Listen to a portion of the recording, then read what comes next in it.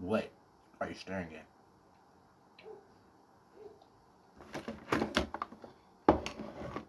Y'all acting like y'all ain't never seen a person eat cereal before.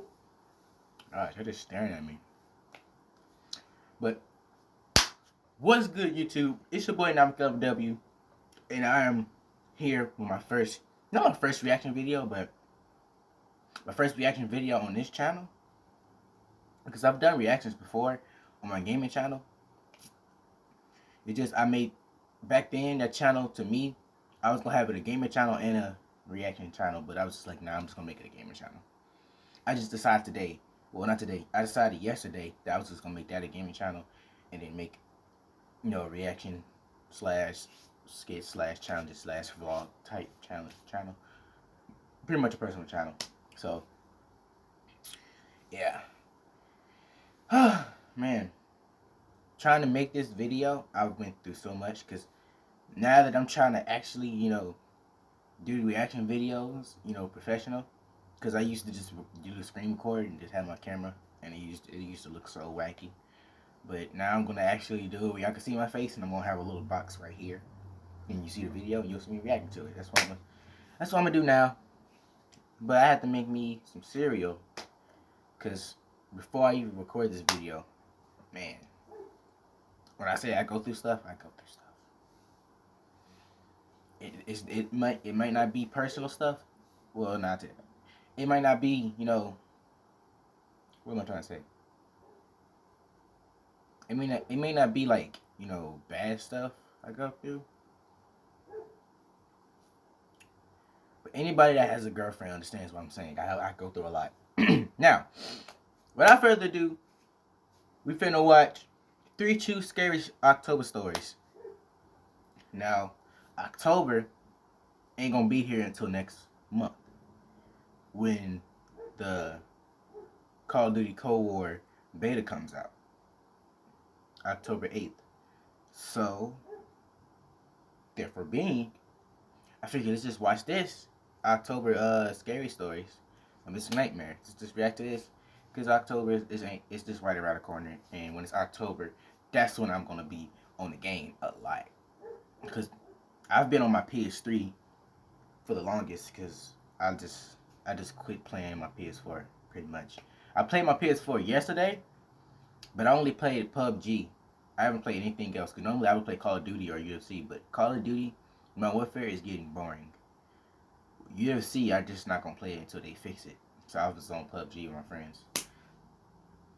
But this is not a gaming channel, so let's not talk about gaming. Let's just go ahead and get to this video. So, therefore being that I'm trying to get into this video, a lot of people were saying that I should steal the video, and then react to it like that. But I'm like, I'm not finna steal nobody's video. I'm just gonna screen record it and then, just do it like that. But without further ado, let's get into this video.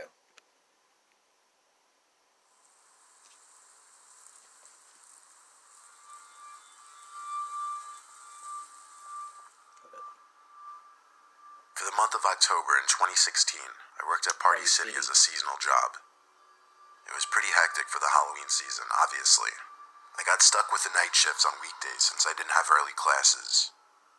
The location I worked at changed its closing hours on weeknights to 11 p.m. during the Halloween season. My shift would start usually at 5 and I'd work till close. The rush would die after 9, and after 10 there would hardly be anyone left in the store, especially on weekdays. On my shift on the day in question, I started work at what was referred to as a costume grabber. I would be told on walkie-talkie what costume and what size to grab so that I could hand it to the customer and they could try it on. After it quieted down, and later on in my shift, I was told to start cleaning up the aisles, restocking, and bringing stuff either up from or down to the basement. That got tiring quickly because it was a lot of walking up and downstairs. Past 10, there were only about 4 of us still working. A girl named Maria working the cash register, Kyle cleaning aisles and stocking shelves, Ashley the supervisor for the night, and then me doing the back and forth basement work. The basement was at least connected straight to the upstairs costume storage room, so it wasn't a super long walk from the basement. I took a 10-minute breather, then went to continue lugging boxes from the basement up to the costume storage room. The lights of the basement had been turned off by someone. I figured Ashley. I flipped the light switch back on, and down into the basement I went. As I was lifting a box of girls' costumes, I heard something fall on the other side of the basement. Not to make you think this basement was really big, it was just one big circle full of boxes with a big shelf in the middle. I put down the box I was holding and slowly peered my head around the shelf. There was someone in a white hooded robe costume with a scary monster mask. Of course, I jumped back at first, then I laughed, saying, "You got me." Whichever of my coworkers was in the costume didn't speak, though. They just tilted their head to the side a bit, as if they were still messing with me. Bruh. I had a feeling it was Ashley at first, even though she would supervise some nights. She was a clown. Hold up. But then I realized this person was... First video, first time pausing. Look. I advise everybody that work night shifts at jobs or whatever, especially in October. I advise y'all to always have a pocket knife. Something. Pocket knife, brass knuckles, something. Just something that you can have in your pocket that you can easily pull out and shank somebody with. And if you shank them and it's actually your coworker, that's their fault. You shouldn't have put a damn mask on where I can't see who it is. That's just reflexes of people. If you scare somebody, there's some people that'll know who they is, but because you scared them, they go all out on trying to kill you. I'm one of those type of people. It's hard to scare me, but if you do manage to scare me, I might end up punching you. Yeah. I did that to one of my friends once. We was outside and it was dark time. We was playing basketball still. I went in the house because I was thirsty because we just got done playing a basketball game. It was like 3v3 people and we just had like a big basketball game. So I ran in the house, got me something to drink, came back outside, and everybody was gone. And I was like, bro, where the hell is everybody at? The basketball was still bouncing. It was still bouncing up and down. So I'm like, bro, these niggas, they must have just left. They must have just ran away. So I'm like, whatever. I was like, I already know they're gonna try to come out and scare me. So I picked up the basketball, started bouncing, and started shooting it. And mind you, it is dark outside. Nobody's porch lights is on, so it's dark. It's real dark. Only light I can see is the street light, but that's like all the way down there. It's not gonna light up to down here. It's not even a street light like down here. It's a street light like you look straight. It's a street light down there, but it's all the way down there. You can only see it from that far, but it's not down here. It's not gonna make any light down here. So I was finna shoot the ball. All right, when I shot it, it hit the rim and when it bounced back, I turned around where the ball went, and when I turned around, my friend was behind me. And he was close. Most people when they behind you, you can feel them behind you, but I didn't feel him at all because it was cold outside and you could already hear the wind, so I could already feel stuff behind me. So I'm like, ain't nobody behind me. So I shot, looked behind me and saw him. Right when I looked straight at him, I was about to punch him, and that nigga dodged out the way. He was like, bro, what you doing? I'm like, bro, don't be popping up on me like that, especially when it's dark outside, bro. Like, don't do that. Like, I knew they was gonna do that, but I didn't know how they was gonna do it. I thought they was just gonna run out and just like be like, what's up, bro? You thought we was going? Like, I just thought they was gonna do that. I didn't think that one of them was gonna be behind me. And that nigga, he had on a mask when he did it too. It was right before. It was like the next day of Halloween when it happened too. So yeah, he had his mask on when he went trick or treating. So I'm like, bro, don't do that. Around this time, I was like, what, 13, 14. So yeah, we was still going trick or treating. Shit, I'll go trick or treating now. Shit, I'm 17. I'll still go trick or treating. I'm not even gonna lie to y'all. There's people that's literally in their 20s will go trick or treating and be like, oh, my kid is asleep in the car. Can I get some candy? No, damn well they ain't got no damn kid asleep in the car. They just want some candy. I mean, hey, it's free candy. Shit, I do the same. Way too tall to be Ashley, so it had to be Kyle. I tried approaching him to remove the mask. He just backed away from me, though. Then I looked down at the boots on his shoes. The dirty, heavy work boots that I knew for a fact Kyle wasn't wearing. I started getting the shivers. I went back up the stairs without running to avoid suspicion. I shut the basement door and went straight to Ashley, who was talking to Maria by the register. I asked, "Where's Kyle?" and he literally called "What's up" from a nearby aisle. That's when panic set in. I asked if there was anyone else working that night, She said everyone went home, so I told her someone was in the basement in a costume who didn't belong there. Kyle and Ashley came with me to the basement so I could prove it to them. But like any cliche horror scenario, whoever was down there was gone. There was a back exit in the upstairs costume room for unloading truck shipments. It was possible the intruder exited through there. Ashley sped through the security footage of the past hour and didn't see anyone enter the costume room except for me. But there wasn't a camera in the basement or the actual costume room itself to check that. Part of me felt like it was a prank, and that if I went back down there, I'd find the person in the costume again. But my job was my job, and I had to get back down there to continue stocking the costume room. When I got back down there, I once again picked up the box of girl costumes I originally was trying to bring up, got it to the stairs, and stopped because I thought I may have heard the noise of a small plastic bag being slightly crumpled. Of course, I didn't want to stay down there to find out alone. I wasn't getting paid enough. My shift was almost over, so I lugged the heavy box up the stairs, dropped it in the costume room, and went back to the doorway of the basement to shut off the light. Before I did, I looked down the staircase, and at the bottom was that person in the white robe costume again, only this time minus the mask. I saw his face, his smiling face looking up at me. I slammed the door shut and ran out to Ashley and the rest, screaming for help. They came as fast as they could to the costume room, but the back exit door inside was wide open, as was the basement door. This time, for real, he was gone. The one camera on the outside delivery area didn't even catch him. I don't really know if that intruder managed to steal anything other than the costume he was wearing.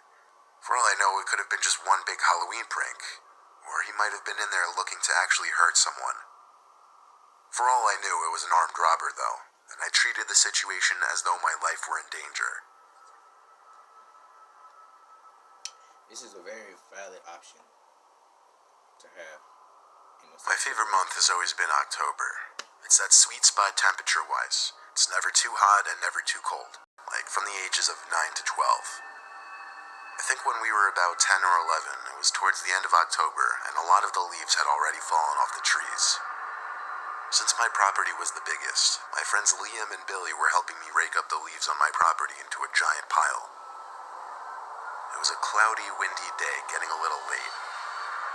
The house we lived in at the time was a corner house with a huge space on the side next to the sidewalk, which ran into a short, dead-end street with only 2 houses in it, one of which owned by an old stoner couple who didn't care about anything, and across the street from that was a small, disheveled house, whose owner never seemed to come outside.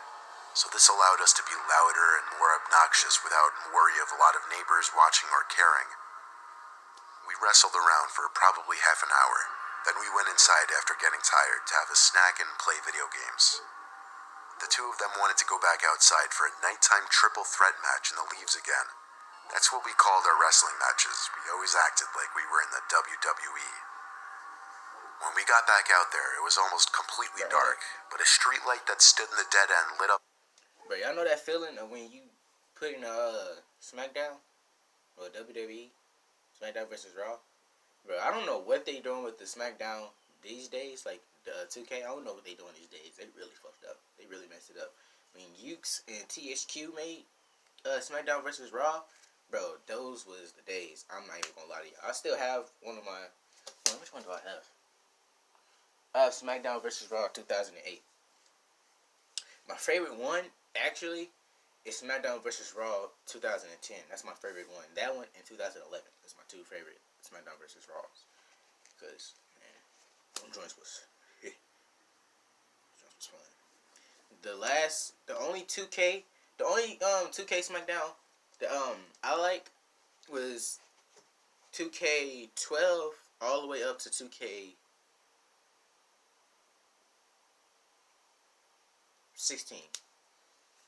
Till then, they started removing stuff. Like they removed the story mode that you can make your own story. They removed you can create your own move. They removed all of that, and that kind of messed up the game.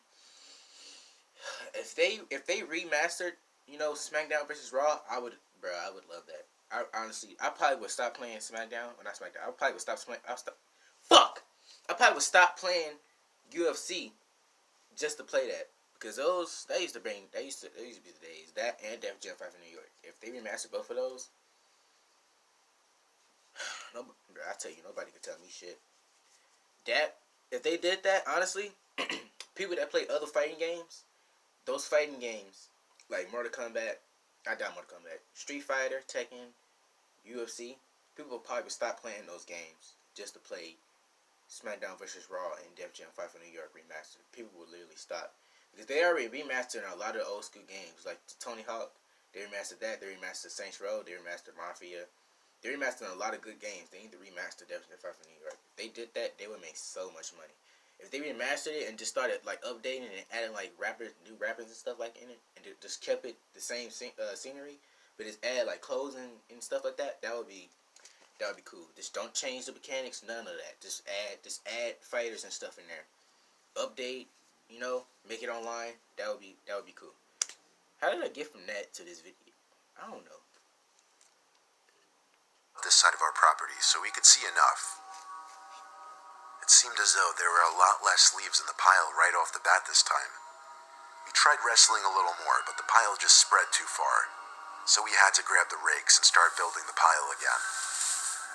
Liam noticed a long, oddly shaped pile that we didn't notice from before. He went over to start raking it over to our main pile, but he seemed to be having trouble. He shouted, "There's something under the leaves." We came over to help him brush some of the leaves off whatever was underneath, and all of us screamed when we realized there was a grown man hiding underneath the pile. We stepped back and looked at each other, and then back at him. We didn't know whether to laugh or not. Like, was he playing some kind of early Halloween prank on us? The man's face was not yet exposed. Liam and I dared Billy to go expose the man's face. He walked up to the body on the floor slowly, looked back at us, then started lightly kicking the leaves away from where the person's face would be. As he kicked, he realized the body was hollow and hard. There was no face or head. It was a fake body that someone planted there, some kind of prank. But who placed it there? Well, that question was quickly answered when we noticed someone hiding in my bush right behind the pile. We yelled, "We see you," to the man hiding in the bushes, and he came out laughing, exclaiming how he got us so good. But this man was older. He looked 60, and he looked scary and gross. Huge, bulging eyes, crooked teeth, and he was breathing very heavily. He said he planted that fake body there because he always watches us play in the leaves and thought it would be funny. That creeped me out, though. How he said he always watches us play in the leaves. What's wrong with you? Liam tried being nice, but I thought the man was weird. So I said, "Come on, guys, let's go inside," and we left the man there.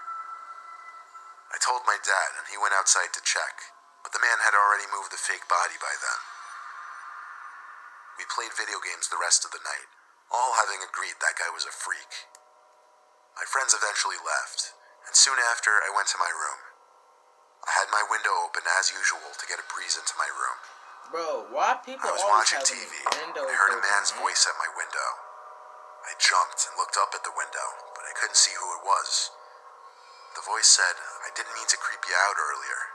I live in the house across the street over there, and I like watching you kids play in the leaves." I was in shock, hearing a stranger's voice outside my window.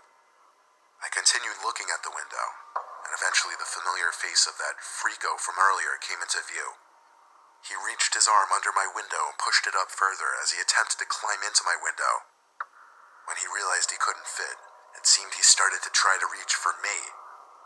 I screamed for my dad and ran upstairs to his room. I tugged him out of his bed and led him to my window. The man was already gone, but I told him he lived in the house across the street in the dead end. My dad charged over to the house with me, banged on the door, but the man didn't answer. So my dad called the cops, and when they came, he took me back to the house with the police. And this time with the police, the man opened the front door, and it was in fact the same man. I was too young to be able to tell, but the police and my dad picked up on it right away that he was on something. Likely crystal meth is what my dad says. I remember looking into the house from the doorway and seeing that it was an absolute pigsty. Thinking back now, it would fit the description for the home of a meth head perfectly. All those years living there, We were none the wiser that there was a creepy meth head living in that disheveled house, apparently watching my friends and I as we would play. That's weird. I mean, my dad would watch us. He would watch us outside, but he wouldn't be like watching us like weird. He'd be watching This us past like, we were October, kids, I was talking to this girl I met at a party a month prior. Like if he hear something out of the ordinary, because I don't know. Like I was saying earlier, all we played was basketball. Anything that involved the basketball, that's what we played. We played curveball. We played basketball. We even kicked the damn ball. We even threw the ball like it was a baseball. I got a bat, slapped the shit. We would play all of that, or we'd be driving our bike. So if he don't hear the ball bouncing, or he don't hear us driving the bike, he's gonna look out the window to see, like what. I don't hear the basketball bouncing. What's going on? He was just. My dad was overprotective, like literally. My dad was like one of those dads who'd be like, "Hey dad, can I spend it at my friend's house?" He'd be like, "No, they can spend it over here though." He's like one of those type of dads. For the purpose of this story, she'll be named Nikki. We had been talking and hanging out like once a week for a few weeks. She wanted to do a bunch of October activities, so I came up with the idea that we go apple picking. She loved it. So we hopped in the car to take a trip to the nearest apple picking orchard, which was about a half-hour drive away, out of the suburbs to the more rural part of the area. I don't know. We live in Jersey, so there's an abundance of places to go, but I let her pick where. It said we were still about 20 minutes away, and we were driving down a scenic road with little to no traffic. We actually passed what appeared to be another apple orchard, so we turned down this dirt road up to a small wooden farm-like house. But there were no cars, no people, not even a little stand where people would go to pay to enter. It seemed it wasn't open for business, or maybe it just wasn't open to the public at all. The house was very poorly kept. It almost looked as though nobody lived there. As we walked around the property, Nikki said she felt uncomfortable, so we got back in the car and continued the route to the originally planned destination. However, when we got there, this one was also void of people, though this one at least had a closed sign at the stand. I told her, what if we went back to that first orchard that looked almost abandoned and just go picking there? We'd have the whole place to ourselves. At first she was hesitant, but I convinced her. So I drove us back and found a low-key place to park on the grass by the woods. We walked through the crushing leaves on the dirt path. If we were trying to be discreet, that was out the window. There was a little wooden fence we had to hop, but it was easy. Once inside, we were hidden by the symmetrical rows of thick apple trees, but our feet were also covered in tall grass up to our shins. We started walking down the row of trees, filling the plastic bags we brought from my car with the best apples we could find, though admittedly there weren't many. There was a certain thrill in doing this, knowing we weren't supposed to. We had some fun with it. I would start launching apples up in the air, and then I would start pretending like I was going to throw apples at Nikki. She started screaming, running off, telling me to stop. She cut through a couple trees to another row, and when I got to the other side, I didn't see her.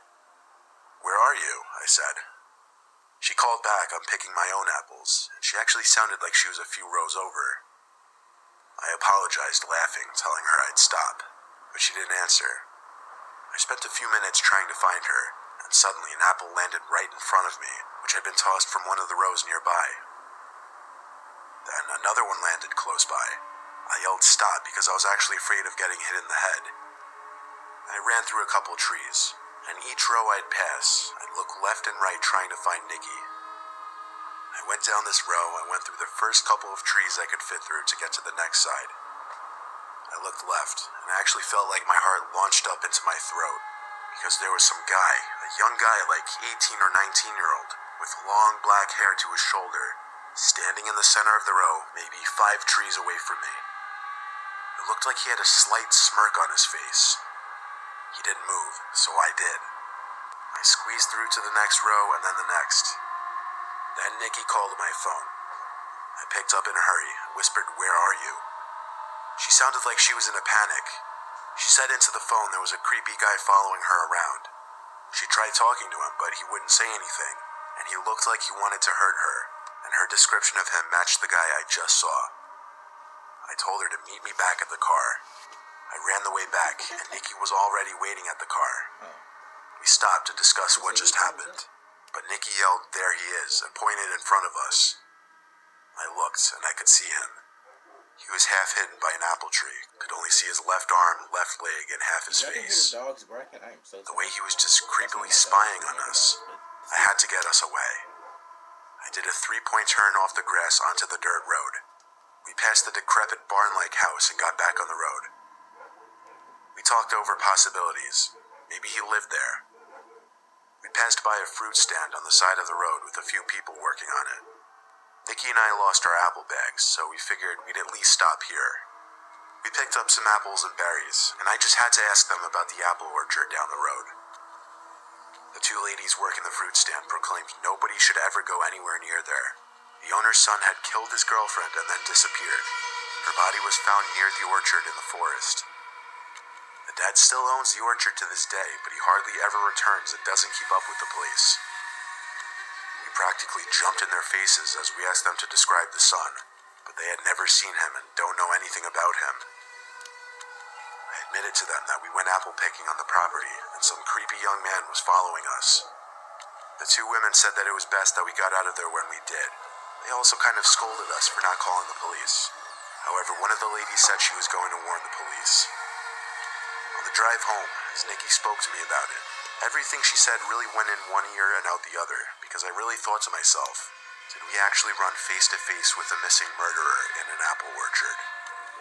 I still get chills, wondering if that guy is still out there, in that orchard.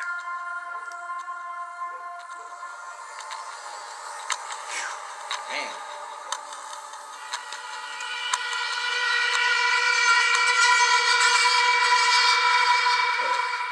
Let me stop this.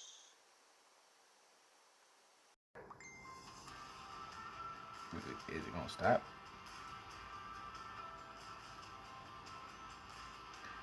Okay. Well, that was my reaction to the.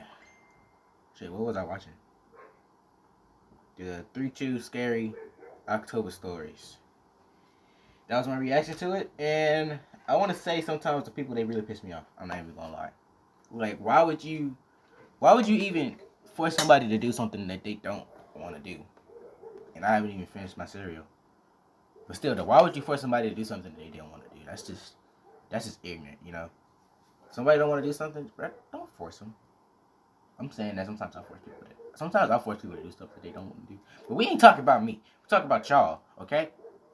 And I don't force people to do dangerous things. I only, like, if something sounds fun, then yeah, that's something I would force them to do. But if something is like most likely sus or dangerous, I don't force nobody to do anything, because if I see something that's sus or dangerous, I'm not gonna want to do it. If I see a abandoned house, I'm not gonna be like, hey, we should go over there. We should go and investigate over there because they got apples over there. But the house is abandoned. Nobody's there. Let's just go there. That's not me. One, I don't even pick fucking apples. I go to Walmart like a regular person and buy apples. If not that,